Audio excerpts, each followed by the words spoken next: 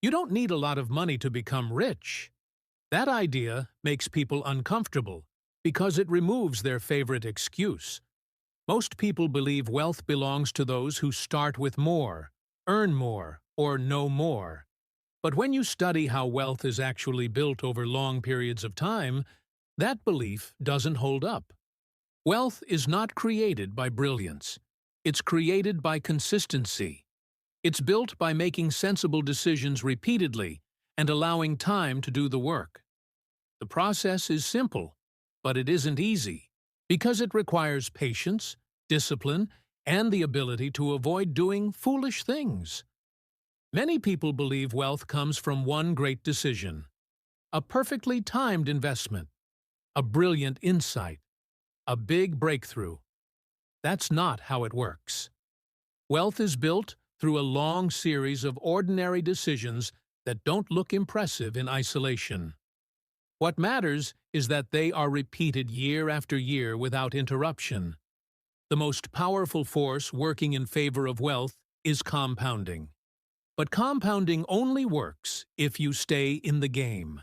And staying in the game has very little to do with intelligence. It has everything to do with behavior. Most people never allow compounding to work for them because they keep interrupting it. They move from one idea to another. They chase what's exciting. They abandon what's boring. They confuse activity with progress. Every time they do that, they reset the clock against themselves. You don't need to be smart to build wealth. You need to be consistent. And consistency comes from understanding what you're doing well enough to stick with it when nothing seems to be happening.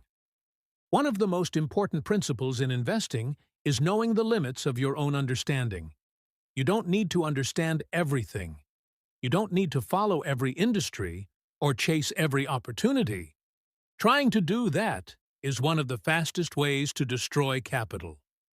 What matters is staying within what you understand well enough to make calm, rational decisions over long periods of time. That's what allows you to stay invested when others panic and stay patient when others get distracted. The size of what you understand is far less important than knowing where the boundary is. People get into trouble not because they know too little, but because they believe they know more than they do. That false confidence leads them outside their competence, where mistakes compound quickly. Wealth is not built by avoiding mistakes entirely. That's impossible. It's built by avoiding big, permanent mistakes. Losses that force you out of the game. Decisions that wipe out capital and prevent future compounding. Capital is the seed of wealth. If you destroy the seed, the process stops. That's why protecting capital matters so much. Not because you're afraid of price movement, but because you want to stay invested long enough for time to work in your favor. Many people think wealth requires taking big risks.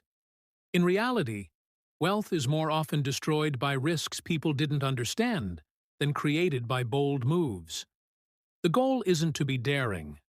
The goal is to be durable.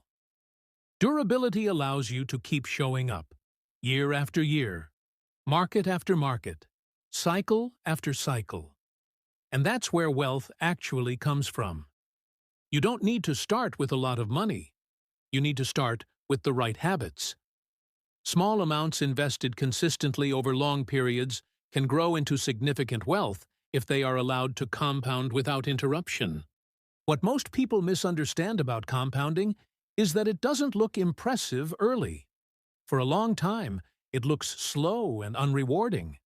The numbers are small. The progress feels linear. That causes people to lose interest. But compounding is not linear. It's exponential, just delayed. The early years are about building the base, not harvesting results. Most people quit before the curve bends upward. This is why starting matters more than starting big. A person who begins early with modest amounts and stays consistent has a structural advantage over someone who waits for confidence, certainty, or more money. Time does the heavy lifting, not intelligence. The math is unforgiving, but fair. Returns compound whether you pay attention or not. Missed years cannot be recovered. Restarting resets the clock. Every interruption reduces the final outcome dramatically. Consistency is powerful because each additional year of compounding does more work than the year before it. Growth accelerates quietly. Nothing changes day to day, but everything changes decade to decade. People who fail to build wealth often understand the math intellectually, but not emotionally.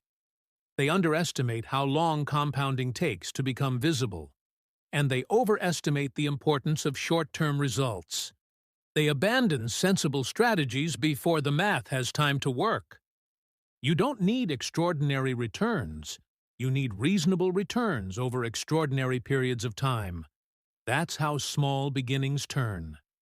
There's another part of this process most people ignore, and it's the part that actually determines who becomes wealthy and who doesn't.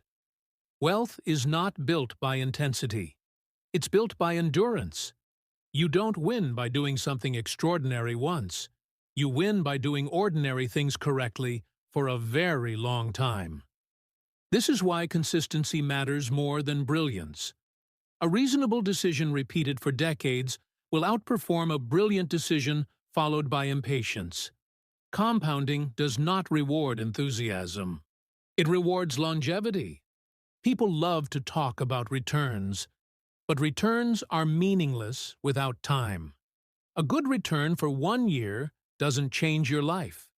A decent return over 30 years does. The difference is not skill. It's staying invested long enough for time to multiply the result. Most people never get there because they interrupt the process. They change strategies. They stop contributing.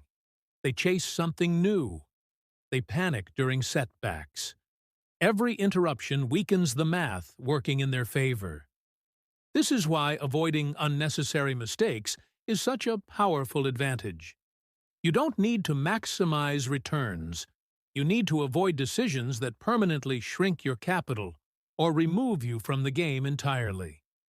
The biggest enemy of wealth is not low returns. It's broken compounding.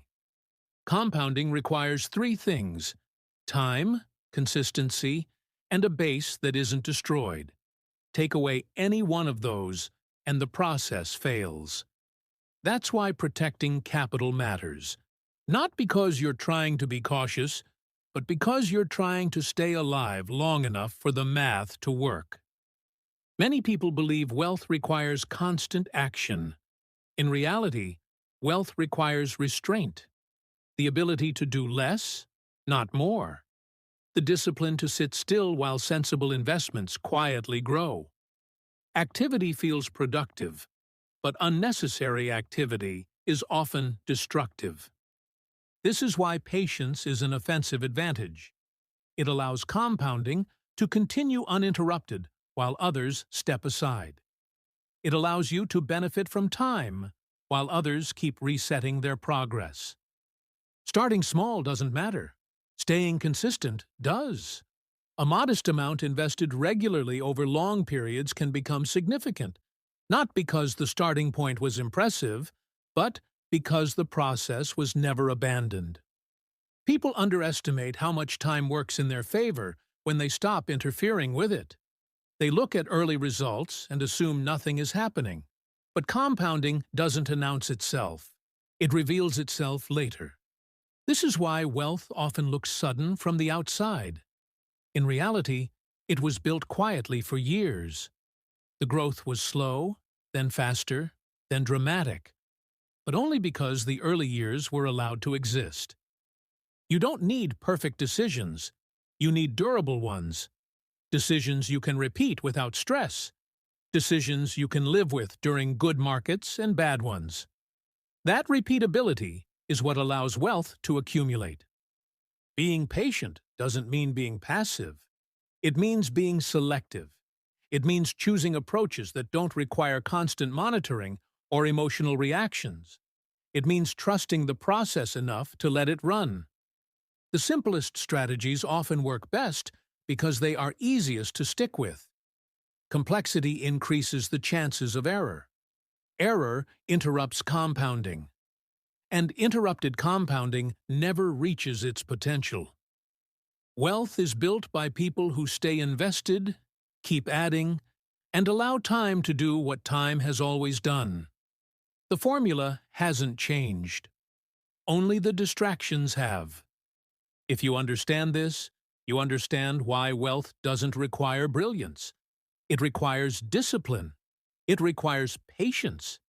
And it requires the humility to let simple ideas work longer than most people are willing to wait.